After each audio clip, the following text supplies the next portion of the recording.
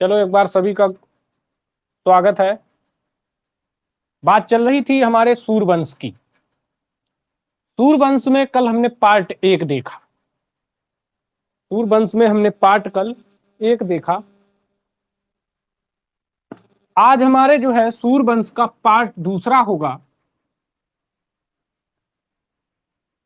सूरवंश की जो स्थापना थी वो शेर शाह सूरी ने की थी और शेर शाह सूरी की जो थी 22 मई 1545 में मृत्यु हो गई थी। और इस मृत्यु के बाद यही तक शायद लिखाया है।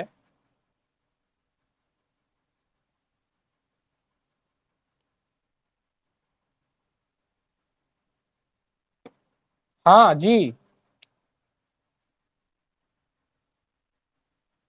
अरे यूट्यूब पे देखिए, यूट्यूब पे मिलेगी सारी क्लासें जितनी पढ़ाई हैं सभी यूट्यूब पे आप देखिए। ठीक है, सभी क्लासें, केवल आपको कुछ एक दो क्लासें नहीं मिलेंगी यूट्यूब पे, बाकी सभी मिलेंगी। ठीक है, चैनल पता ही होगा, नाम पता होगा, उसको सब्सक्राइब करिए। और जो है, हाँ हाँ बिल्कुल आपको यूट्यूब पे मिलेंगी सारे रिकॉर्ड। ठीक है, हाँ ठीक है। अभी ये कल वाला जो पार्ट 1 है ये नहीं अभी पढ़ पाया है, ये आज पढ़ जाएगा। हाँ ठीक है, ठीक है, यूट्यूब पे देखो, जिसका भी छूट जाता है यूट्यूब पे देखो। ठीक है, बात कर रहे थे हम सूरवंश की। तो सूरवंश जो था वो शेर शाह सूरी ने इसकी स्थापना की थी। शेर शाह सूरी ने इसकी स्थापना की थी। और जो मुख्य रूप से सूरवंश जो शुरू हुआ था, कल हमने बताया था कि कन्नौज के 1540 का जो बिलीग्राम का युद्ध हुआ था, इसके बाद ही जो था सूरवंश की स्थापना हुई थी और मुगल सत्ता की समाप्ति हुई थी। मुगल सत्ता की समाप्ति हुई थी और सूरवंश की स्थापना आपके शेरशाह सूरी ने कर दी थी। तो शेरशाह सूरी ने बड़े आश्चर्यचकित काम किए थे। एक उसने क्या किया था कि 1543 में राजा पूरनमल को धोखे से उसके साथ छल करके हैं और उसको मारवा लिया था हैं। और इसके बाद में एक और उसने छल किया था मालदेव के साथ में। मालदेव के साथ में जो 1544 में छल किया था, एक झूठी लेटर लिख करके। और उस झूठी लेटर में क्या किया था, उसने संधि का प्रस्ताव भेज दिया। लेकिन वहां पर ये छल छल कपट के जो भाव शेरशाह सूरी ने किए थे, तो उसी लिए बाद में शेरशाह सूरी ने एक बात कही थी कि मुट्ठी भर बाजरे के लिए मैंने हिंदुस्तान के जो साम्राज्य को है प्राय खो दिया है। और ये सब चीजों के साथ साथ में 1545 में शेरशाह सूरी की मृत्यु हो जाती है। और जब उनकी 22 मई 1545 में मृत्यु हो जाती है, वो उक्का नामक एक आग्नेय शास्त्र था, यास्त्र था, उसके माध्यम से उनकी मृत्यु हुई थी। यहां तक हमने कल लिखा दिया था। आज की हेडिंग रहेगी शेर शाह के उत्तराधिकारी। शेर शाह के उत्तराधिकारी।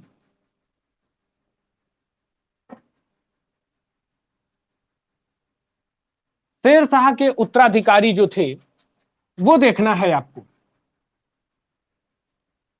कि किस तरह से शेर शाह के उत्तराधिकारियों के बारे में, कि शेर शाह के मृत्यु के बाद में शेर शाह का उत्तराधिकारी कौन बना था। शेर शाह के दो पुत्र थे। शेर शाह के दो पुत्र थे और एक का नाम था आदिल खां। एक का नाम था आदिल खां। ये बड़ा बेटा था, इसका बड़ा पुत्र था जिसका नाम था आदिल खां। और एक दूसरा पुत्र जो था उसका नाम था जलाल खां, जिसका नाम क्या था, जलाल खां। आप समझ गए। तो इसके दो पुत्र थे, एक था आदिल खां, एक था जलाल खां। और इसके बाद ये इसका छोटा पुत्र था, छोटा पुत्र था। और शेर शाह का जो कहना था वो बड़े पुत्र के लिए अपना राज्य शासन जो था वो आदिल खां के लिए बोल के गए थे। पर लेकिन जलाल खां थोड़ा सा शक्तिशाली ज्यादा था, इसने इस राज्य को हड़प लिया और शासन जो है जलाल खां करता है। छोटा पुत्र जो था वो इसका उत्तराधिकारी बनता है। तो जलाल खां जो था, जलाल खां जो था, इसको एक उपाधि मिली थी। एक उपाधि मिली थी जिसका नाम था इस्लाम शाह। इस्लाम शाह की उपाधि जो थी वो जलाल खां को मिली थी और इसका उत्तराधिकारी जो था जलाल खां बनाया गया।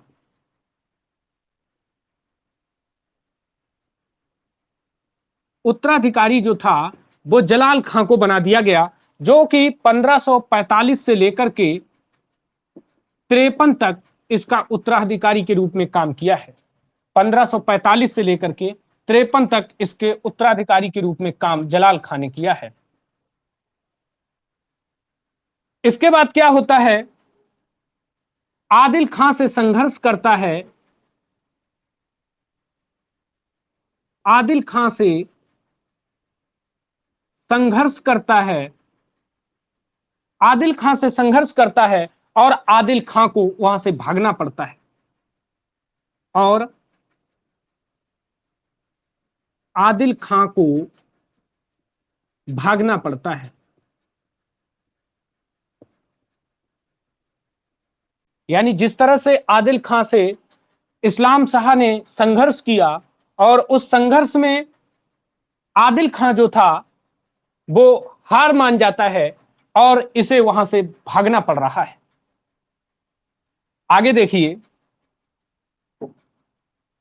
इसके बाद में कई जगह विद्रोह हुए। कई जगह विद्रोह हुए। विद्रोह को कठोरता से दबा दिया।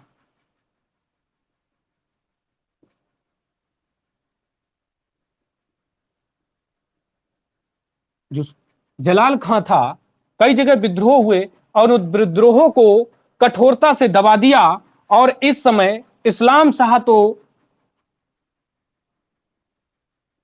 इस समय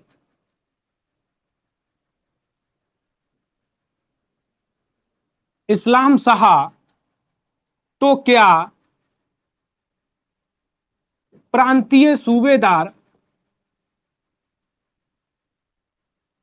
प्रांतीय सूबेदार भी सूबेदार उनके जूतों को भी सलाम करते थे। उनके जूतों को भी सलाम करते थे।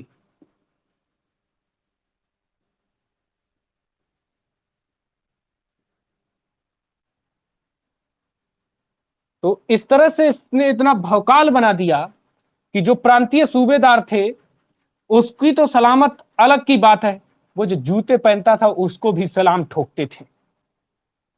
इसके बाद क्या होता है, बीमारी के कारण बीमारी के कारण 1553 में मृत्यु हो जाती है।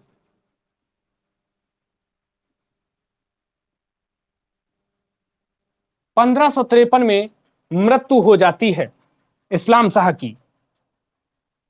इसके बाद में क्या होता है, जब इसकी मृत्यु हो जाती है, मृत्यु के पश्चात 12 वर्ष का इसका बेटा था, जो मृत्यु के पश्चात 12 वर्ष का पुत्र फिरोज शाह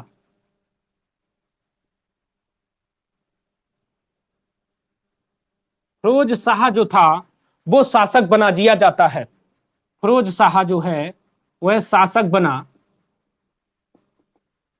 जब जलाल खां की मृत्यु हो जाती है, जलाल खां की मृत्यु के बाद उसका बेटा जो फिरोज शाह था, उसको उसकी बहुत कम उम्र थी, 12 वर्षीय उम्र थी और उसे यहां का शासक बना दिया गया। परंतु 3 दिन बाद ही, कितने दिन बाद, परंतु 3 दिन बाद फिरोज शाह का एक मामा था। 3 दिन बाद मोहम्मद आदिल शाह,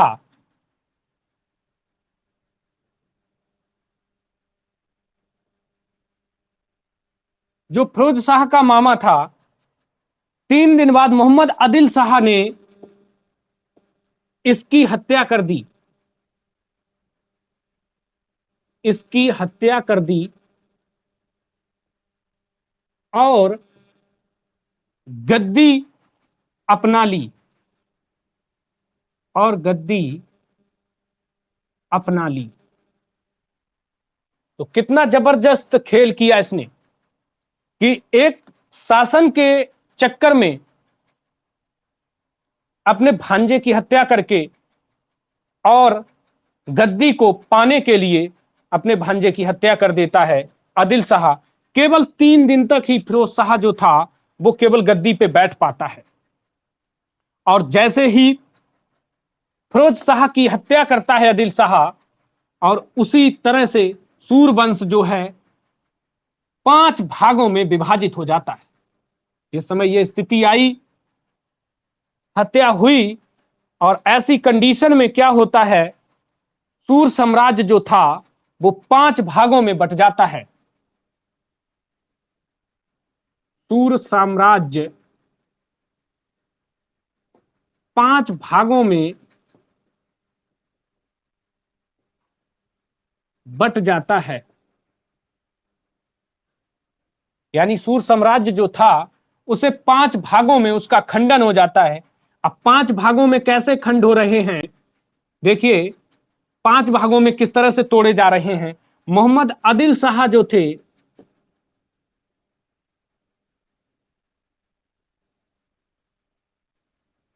मोहम्मद आदिल शाह ने चुनार से बिहार तक कब्जा कर लिया। चुनार से लेकर के बिहार तक, चुनार से लेकर के लिख रहे हो, चुनार से लेकर बिहार तक का कब्जा मोहम्मद आदिल शाह ने कर दिया। इसके बाद एक थे सिकंदर शाह।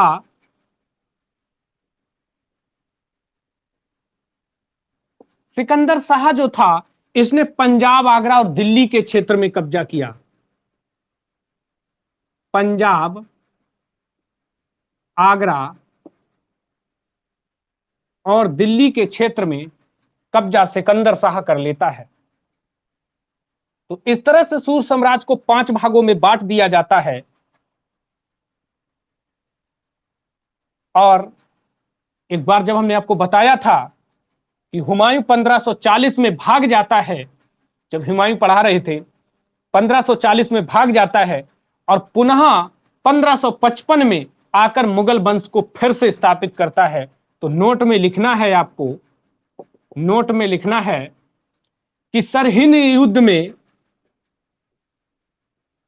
सरहिंद युद्ध कब हुआ था, कौन बताएगा? सरहिंद का युद्ध कब हुआ था?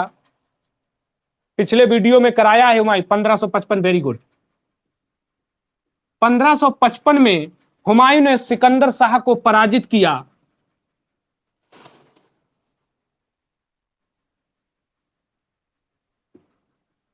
हुमायूं ने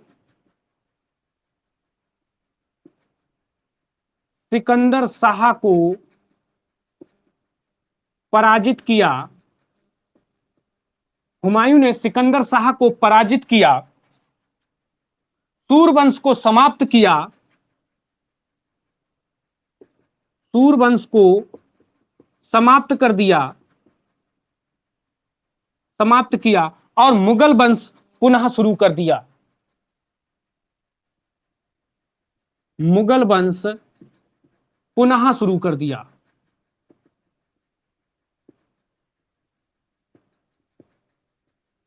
कर दिया था। तो यहां पर क्या है, सरहिंद के युद्ध में हुमायूं ने सिकंदर शाह को, बता था 55 में आया तो 56 में हुमायूं की मृत्यु हो गई थी। 1 साल के लिए आ गया था, कुछ समय के लिए आया था हुमायूं। हाँ, हुमायूं के वीडियो में लिखाया था हमने। तो यहां पर क्या होता है, सूरवंश को समाप्त करता है और मुगल वंश दोबारा से शुरू कर हो जाता है सरहिंद के युद्ध में हुमायूं ने। तो अब इसके बाद में शेर शाह सूरी के कुछ प्रशासन थे, उसके बारे में जानना है कि शेर शाह सूरी का जो प्रशासन था वो किस तरह का था। हेडिंग होनी चाहिए आपकी, शेर शाह का प्रशासन।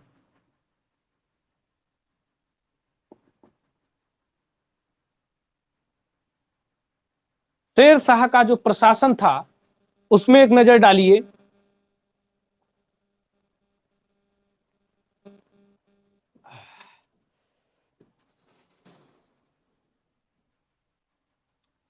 शेर शाह सूरी ने एक सुल्तान शब्द था, सुल्तान शब्द की शक्ति लेकर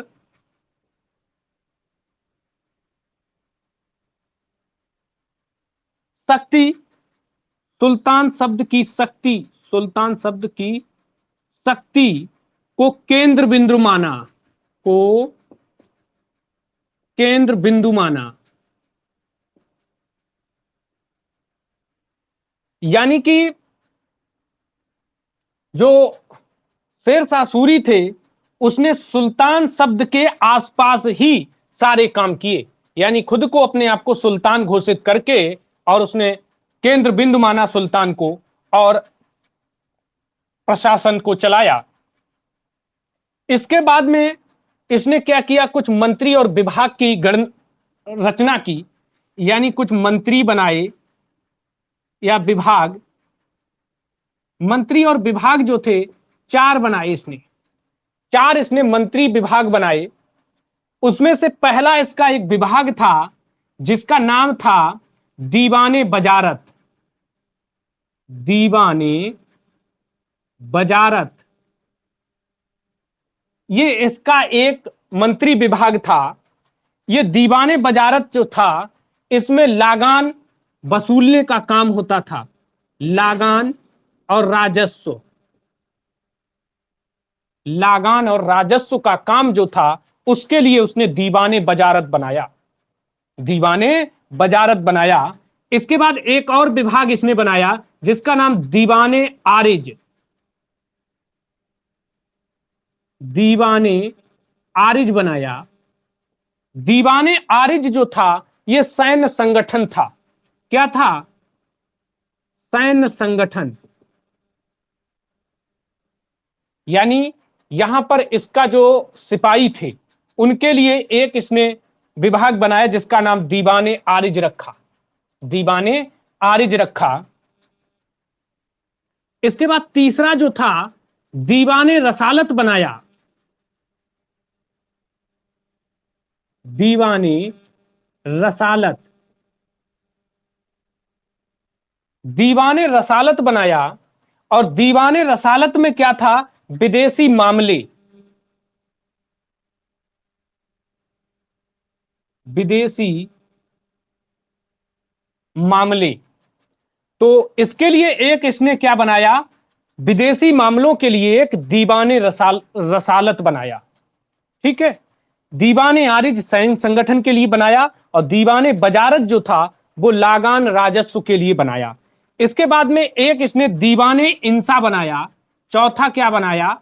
दीवाने इंसा। जो दीवाने इंसा बनाया था ये इसने बनाया था पत्र व्यवहार, पत्र व्यवहार सुल्तानों के आदेशों के लिए, पत्र व्यवहार जो क्या था? सुल्तानों के आदेशों के लिए, सुल्तानों के आदेशों के लिए इसने दीवाने इंसा बनाया था। तो 4 तरह के इसने मंत्री विभाग बनाए थे, 4 तरीके के मंत्री विभाग बनाए थे शेर शाह सूरी ने। इसके अलावा भी इसने 2 और विभाग बनाए, 2 और विभाग बनाए जो दीवाने काजा के नाम से जाना गया। वो 4 बनाने के बाद एक और ये बनाया इसने दीवाना काजा, दीवाने काजा के नाम से बनाया। इसका मतलब था यह विभाग का निर्माण इसने किस लिए किया था? इसने न्यायाधीश, न्यायाधीश थे जो थे उनके न्याय से जुड़ने के लिए, न्यायाधीशों के न्याय से जुड़ने के लिए, ये न्यायाधीशों के न्याय से जुड़ने के लिए इसने एक ये भी दीवाने काजा बनाया था। एक बनाया था दीवाने, दीवाने बरीद, एक बनाया इसने दीवाने बरीद। ये जो था गुप्तचर विभाग था इसका।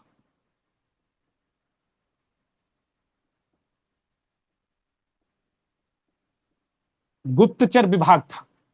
तो शेरशाह सूरी ने जो था ये विभाग बनाए थे। तो इसी ये इसकी प्रशासनिक व्यवस्था थी कि उसने किस तरह से अपने लगान वसूलने के लिए बनाया, सैन्य संगठन बनाया, विदेशी मामलों के लिए बनाया।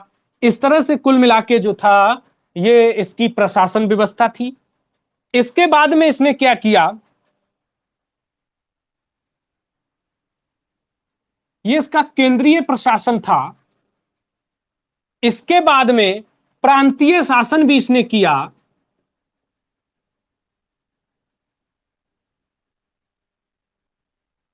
प्रांतीय शासन किस प्रकार से किया देखना होगा कि प्रांतीय शासन में क्या क्या इसने,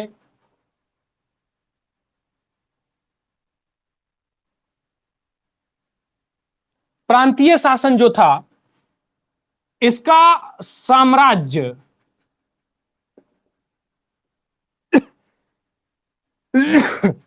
साम्राज्य को कई भागों में बांटा।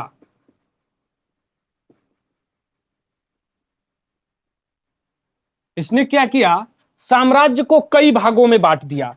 कैसे कई भागों में, जैसे प्रांत है, सूबा है और इक्ता। यानी साम्राज्य को प्रांत, सूबा और इक्ता में बांट दिया।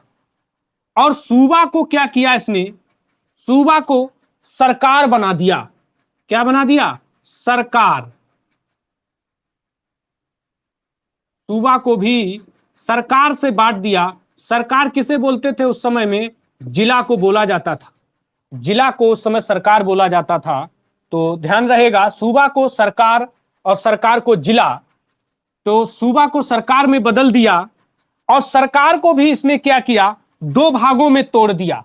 सरकार को भी दो भागों में तोड़ दिया। नंबर एक, सिकदार ए सिकदारा। सिकदार ए सिकदारा पहला जो था, सिकदार ए सिकदारा में सरकार को तोड़ दिया। ये सैनिक अधिकारी थे। ये क्या थे, ये सैनिक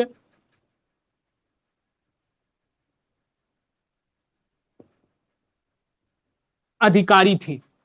तो सरकार को जब दो भागों में तोड़ा है इसने, पहला भाग सिकदार ए सिकदारा में जो सैनिक अधिकारी थे, और दूसरा भाग जो था वो इसने मुंसिफ ए मुंसिफा में तोड़ दिया।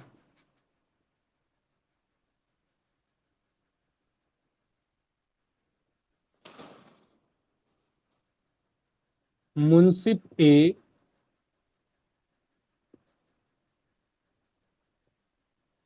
मुंसिफा, मुंसिफ ए मुंसिफा में तोड़ दिया। ठीक है। तो अब मुंसिफ ए मुंसिफा क्या था, ये एक न्याय अधिकारी था। ये क्या था, न्याय अधिकारी था।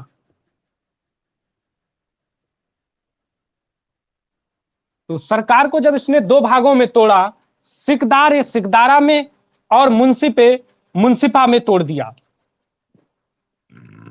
इसके बाद क्या होता है, फिर इसके नीचे आती है, सरकार के नीचे इकाई आती है आपकी, जिसका नाम है परगना। परगना, बात समझ रहे, परगना। परगना में क्या किया, परगना एक सिकदार, परगना में क्या रखा इसने, एक सिकदार रखा, एक मुंसिफ रखा,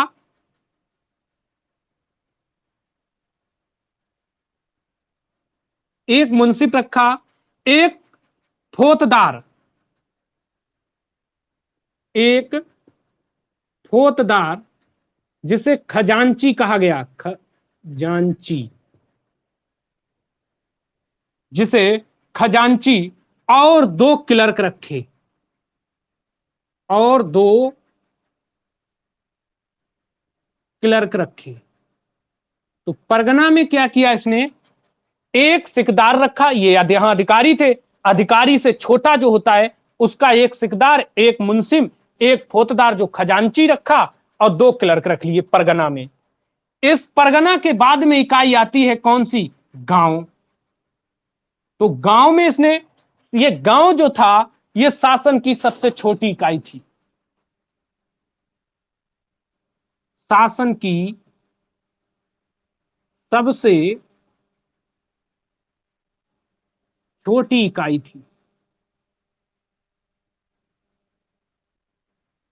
शासन की सबसे छोटी इकाई जो थी वो गांव थी। तो बात समझ में आ गई। तो प्रांतीय शासन जो था वो शेरशाह सूरी का किस तरह से चला, नोट करके लिख लीजिए किस तरह से चला। सबसे पहले साम्राज्य, साम्राज्य के बाद प्रांतों में बदला, प्रांतों के बाद सरकारों में बदला, सरकारों के बाद परगना में बदला, परगना के बाद गांव में बदला। तो सबसे छोटी इकाई जो थी गांव थी, और सबसे बड़ी जो थी वो साम्राज्य थी। तो ये आप समझ गए ना प्रांतीय शासन किस तरह से चला शेरशाह सूरी का। कोई डाउट है किसी को भी? कमेंट करे।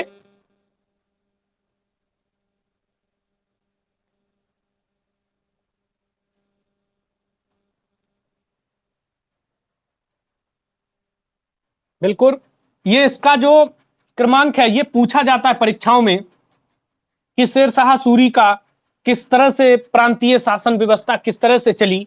तो आपको पता होना चाहिए सबसे पहले साम्राज्य आया, फिर प्रांत आया, फिर सरकार, फिर परगना, फिर गांव। और सारी चीजें आप समझ तो चुके ही हैं कि साम्राज्य क्या था, प्रांत क्या है, सरकार क्या है। सरकार जिला को बोलते थे उस समय, समझ गए? उस समय में सरकार जिला को बोला जाता था। तो यहां तक क्लियर हो जाता है। आगे चलते हैं। अब शेरशाह सूरी की हमें कुछ अर्थव्यवस्थाएं पता होनी चाहिए कि शेरशाह सूरी की अर्थव्यवस्था कैसी थी। शेरशाह सूरी की अर्थव्यवस्था जो थी वो किस तरह की अर्थव्यवस्था थी, उसके बारे में भी हमें जानकारी होना बहुत जरूरी है। देखते हैं भाई शेरशाह सूरी की अर्थव्यवस्था किस तरह की थी। बहुत ही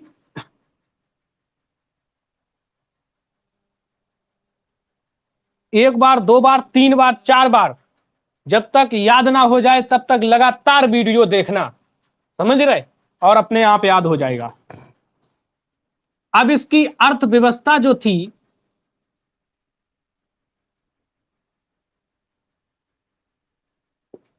अर्थव्यवस्था देखिए शेरशाह सूरी की अर्थव्यवस्था किस प्रकार की थी।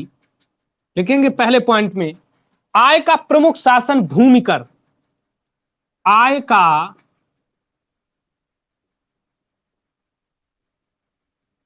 प्रमुख साधन, प्रमुख साधन क्या था?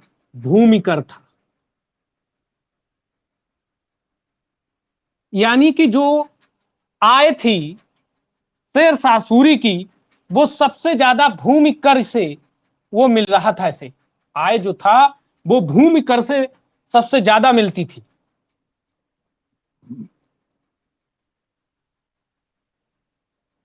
इसके अतिरिक्त लगान, व्यापार कर,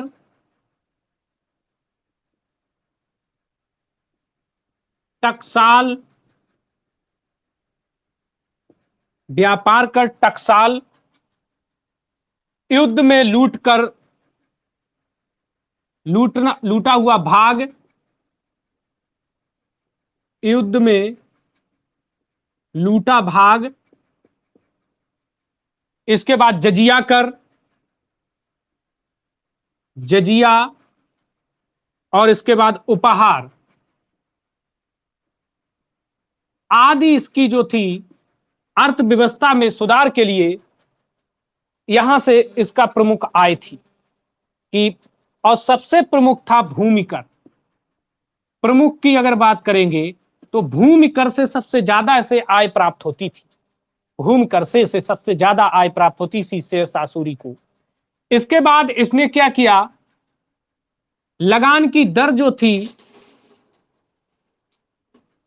लगान की दर जो थी 1/3 लिया जाता था।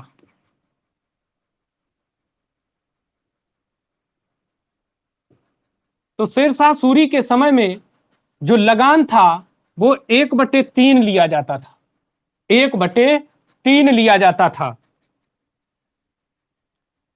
इसके बाद एक और प्रथा इन्होंने चलाई थी, किसानों को पट्टे दिए जाते थे। किसानों को पट्टे दिए जाते थे। तो आज भी किसानों को पट्टे जो दिए जा रहे हैं, वो किसानों को पट्टे जो दिए जा रहे हैं वो कहां से दिए जा रहे हैं? वो ये प्रथा जो शुरू की थी वो शेरशाह सूरी ने ही की थी, और वो प्रक्रिया आज तक भी हमारे देश में चल रही है। वह प्रक्रिया हमारे देश में आज भी चल रही। देखो फोन का है, ये बात करो, कैसे पढ़ रहे हैं। किसानों को पट्टे दिए जाते थे, किसानों को पट्टे दिए जाते थे। तो और क्या, किसानों द्वारा कबूलियत पत्र द्वारा स्वीकार किया जाता था, किसानों द्वारा एक काबुलियत काबुलियत पत्र द्वारा स्वीकार किया जाता था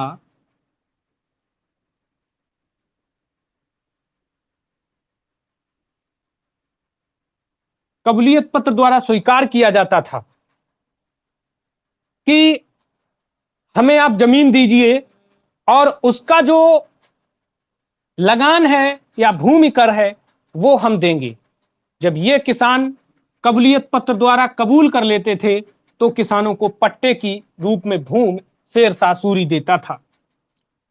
इसके बाद अर्थव्यवस्था में और भी इन्होंने क्या काम किया? भूमि की माप के लिए, भूमि की माप के लिए, भूमि की माप के लिए सिकंदरी गज का प्रयोग किया। सिकंदरी गज, सिकंदरी गज एवं तने डंडी,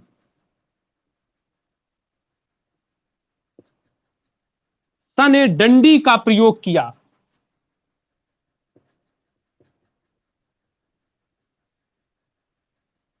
नेट गड़बड़ कर रहा क्या? टच ना करो। तो भूमि माप के लिए सिकंदरी गज और सने डंडी का प्रयोग किया। सने डंडी जो था वो 39 अंगुल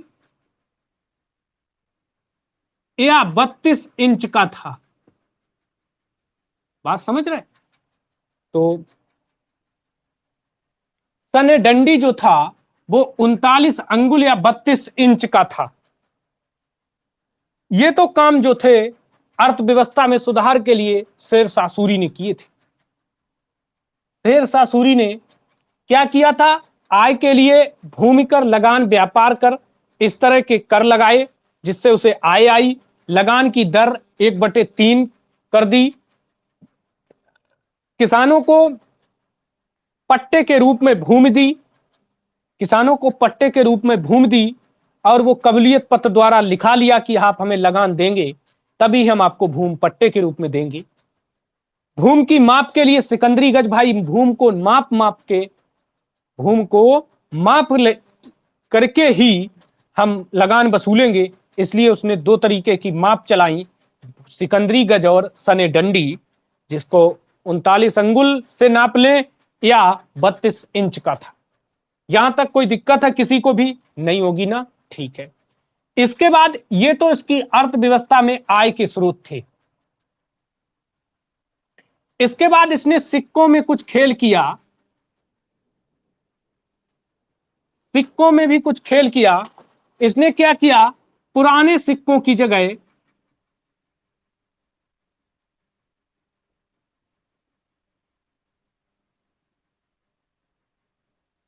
नए सिक्के चलवाए, नए सिक्के चलाए। एक इसने चलाया था चांदी का, चांदी के रुपए, जिसका वजन था 180 ग्रेन। चांदी के रुपए चलाए जिसका वजन 180 ग्रेन था। इसके बाद इसने तांबे के दाम चलाए,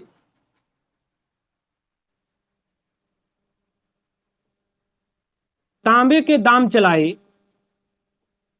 इनका वजन जो था वो 380 ग्रेन था, 380 ग्रेन था। और ये जो सिक्के थे, ये जो सिक्के थे, इन्हें टकसालों में ढाले जाते थे। काय में ढाले जाते थे? टकसालों में ढाले जाते थे, ढाले जाते थे। जो कि टकसाल थे, उनकी संख्या 23 बताई गई, उनकी संख्या 23 बताई गई। बिल्कुल, गुड गुड गुड। तो यहां पर टकसालों में इन दो सिक्कों को ढाला जाता था और इन टकसालों की संख्या जो है 23 बताई गई।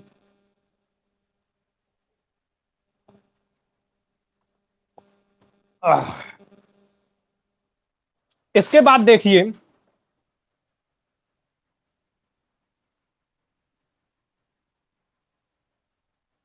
इसके बाद शेर सूरी ने क्या किया। अब इसका न्याय गुप्तचर कैसा था उसके बारे में भी जानना होगा। इसका न्याय गुप्तचर कैसा था शेरशाह सूरी का।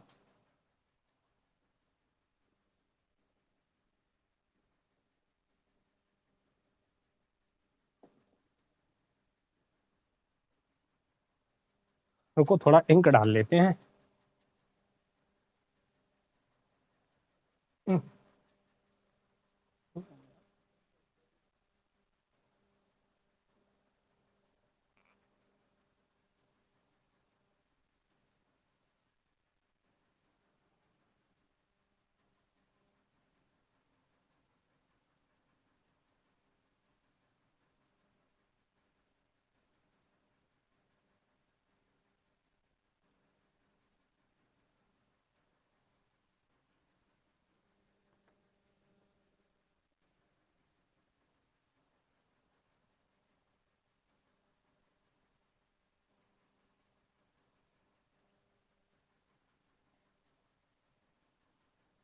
देखिए, इसका न्याय गुप्तचर जो था वो कोई दूसरा नहीं था, ये खुद अपने स्वयं को ही इतना बड़ा सुल्तान और न्यायाधीश मानता था।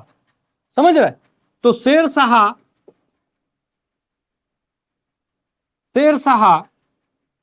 सुल्तान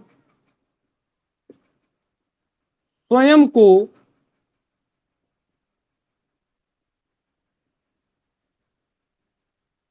स्वयं को न्यायाधीश स्वयं को न्यायाधीश था। सुल्तान उल अदल की उपाधि हासिल की।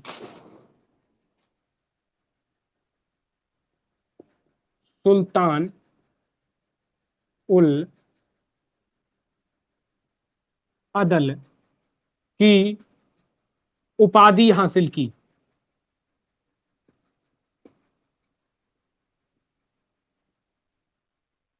तो शेरशाह जो था वो खुद स्वयं को अपना सबसे बड़ा न्यायाधीश समझता था, इसलिए इसके विभाग में कोई बहुत बड़े न्याय गुप्तचर नहीं बनाए थे इसने। हाँ बिल्कुल, ये अपने स्वयं को सुल्तान मानता था बेटा। इसके बाद न्यायप्रिय शासक था। न्यायप्रिय शासक था, न्यायप्रिय शासक था, पर दंड विधान कठोर था। पर दंड विधान कठोर था। ये ऐसा शासक था कि अगर कोई व्यक्ति ने युद्ध के दरमियान उसका हाथ काट लिया है या किसी कारणवश गलती से उसका हाथ काट लिया तो हाथ काटने का बदला हाथ से ही देता था। बात समझ रहे? हाथ काटने का बदला हाथ से ही देता था। तो कहने का मतलब यह है कि जो दंड विधान कठोर था, यानी खून का बदला खून से, ईंट का जवाब पत्थर से। ये इसका जो न्यायप्रिय शासक था। अगर तुम जैसा काम करोगे जवाब उसी भाषा में देता था। ये नहीं कि न्यायप्रिय था, तुमने सताया, हम तुम्हारे आगे हाथ जोड़ के नतमस्तक हो जाएं, ऐसा नहीं था। अगर तुमने आराम से बात की तो आराम से खेल खेलता था, और अगर कठोरता से निर्णय लिया तो फिर उसके लिए उसका कठोर जवाब भी था। तो यहां समझ में आ गया कि इसका जो दंड विधान था बहुत कठोर था। मुंसिफ ए मुंसिफा, मुंसिफ ए मुंसिफा काजी आदि न्याय का कार्य करते थे। काजी आदि न्याय का कार्य करते थे।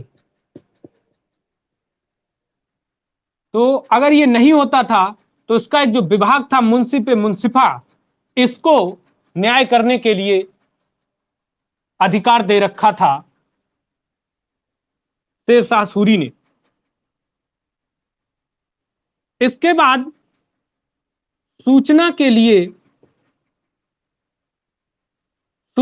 लिए गुप्तचर की नियुक्ति की थी।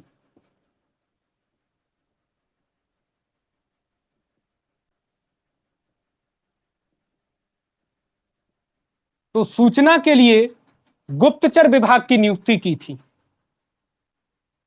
बात समझ गए? सूचना लेने के लिए गुप्तचर विभाग की नियुक्ति की थी।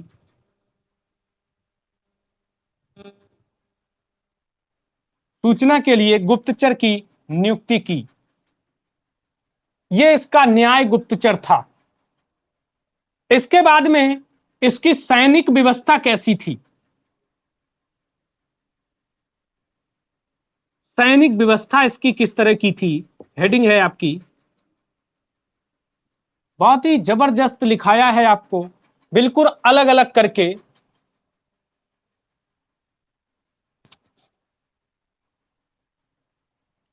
इसकी सैनिक व्यवस्था थी जो घुड़सवार, पैदल,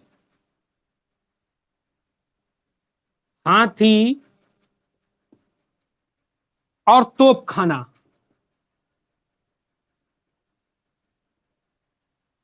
ये इसकी सैनिक व्यवस्था में घुड़सवार भी थे सैनिक, पैदल वाले भी थे, हाथी और तोप खाने वाले भी सैनिक थे।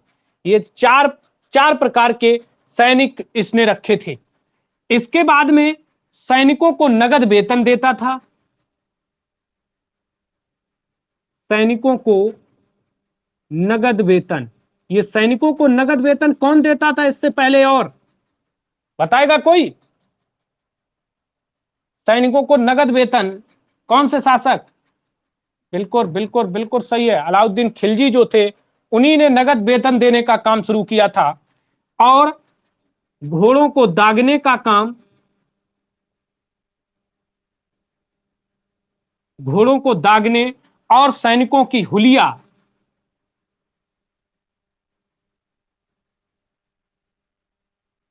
सैनिकों की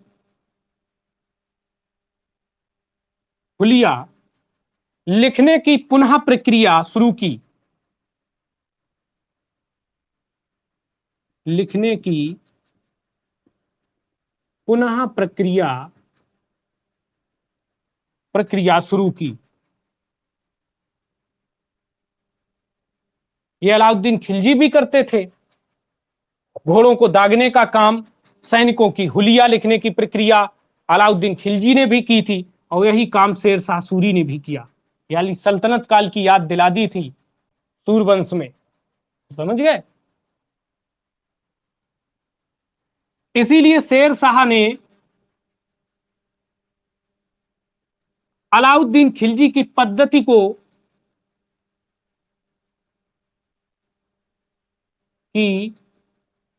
को पुनर्जीवित किया। पुनर्जीवित किया था। क्या हुआ यहां पे? शेरशाह सूरी की जो सैनिक व्यवस्था थी वो घुड़सवार, पैदल, हाथी और तोपखाने थे। सैनिकों को नगद वेतन की व्यवस्था की थी, घोड़ों को दागने और सैनिकों की हुलिया को जो है लिखने का काम शेरशाह सूरी ने किया। इसके बाद शेरशाह सूरी ने कुछ शहर और इमारतें बनवाई। देखते हैं कुछ शहर और इमारतें किस प्रकार से शेरशाह सूरी ने निर्माण कराया। आज शेरशाह सूरी को पूरा समाप्त करना है, जैसे कल की क्लास में आपको जो है आगे हम लेके चले अकबर वगैरह में। शहर और इमारतें,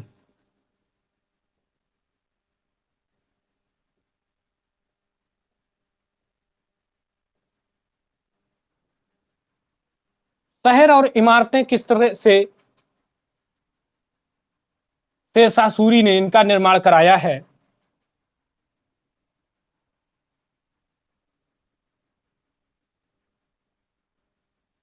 उत्तर पश्चिम उत्तर पश्चिम सीमा पर उत्तर पश्चिम सीमा पर रोहतासगढ़ नाम रोहतासगढ़ नाम का दुर्ग बनवाया।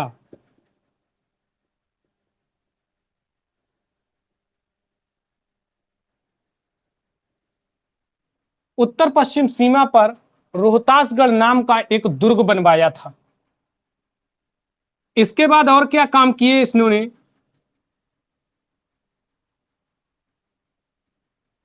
कन्नौज नगर की जगह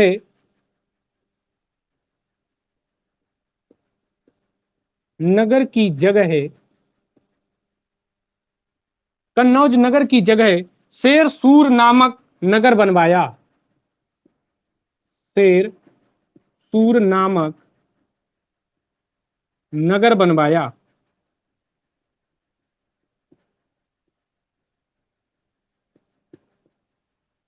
कन्नौज नगर की जगह शेरसूर नामक नगर बनवाया। इसके बाद में पटना नगर की स्थापना की। पटना नगर की स्थापना की।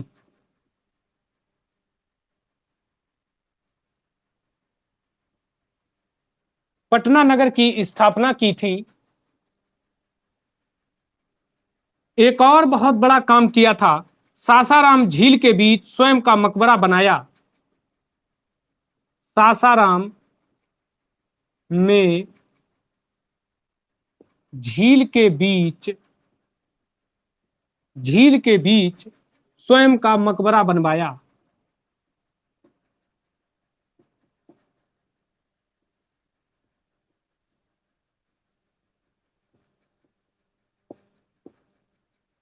स्वयं का मकबरा बनवाया। सासाराम में झील के बीच स्वयं का मकबरा बनवाया। ये जो मकबरा था, ये अष्टभुज मकबरा, क्या बोलते थे इसे, अष्टभुज मकबरा था, जो आज भी है। ये पानी के बिल्कुल बीचों बीच में है, पानी के बीच में बना हुआ है, और आज भी ये बना हुआ है सासाराम में। जो सासाराम झील के बीच में स्वयं का मकबरा बनवाया था, मकबरा था अष्टभुज मकबरा था। तो ये मकबरा पानी के बीच में आज भी बना हुआ है। इसके बाद में एक और क्या इन्होंने काम किया है, किला ए कुड़ना। किला ए कुड़ना, जो दिल्ली में नामक मस्जिद का निर्माण किया।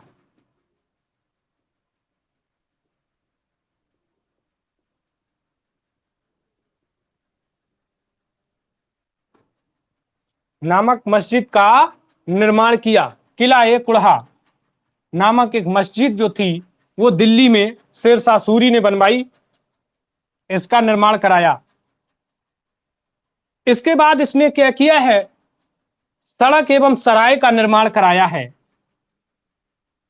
सड़क एवं सराय, तो सड़क एवं सराय इसने कितनी बनवाई हैं उनके बारे में भी देखना है शेर शाह सूरी ने। तो शेर शाह सूरी ने एक आपका जीटी रोड,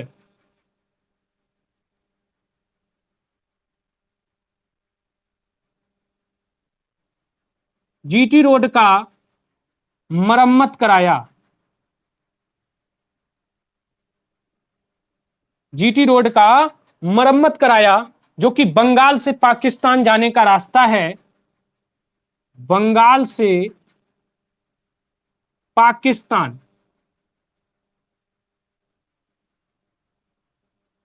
जाने का रास्ता है।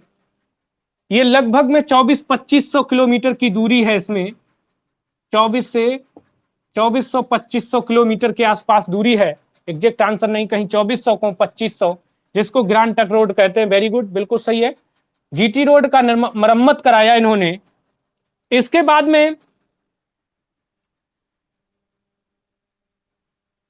1700 सरायों का निर्माण कराया।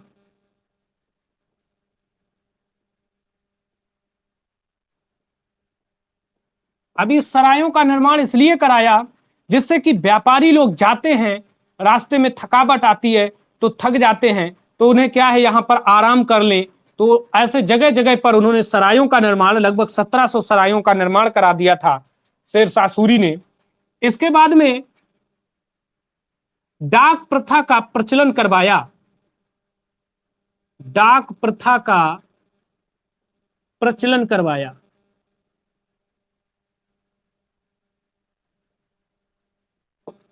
तो ये बहुत क्वेश्चन पूछा जाता, डाक प्रथा का प्रचलन किसके शासन में हुआ, तो शेर शाह सूरी के शासन में हुआ था। जीटी रोड का मरम्मत किसने करवाया था, शेर शाह सूरी ने करवाया था।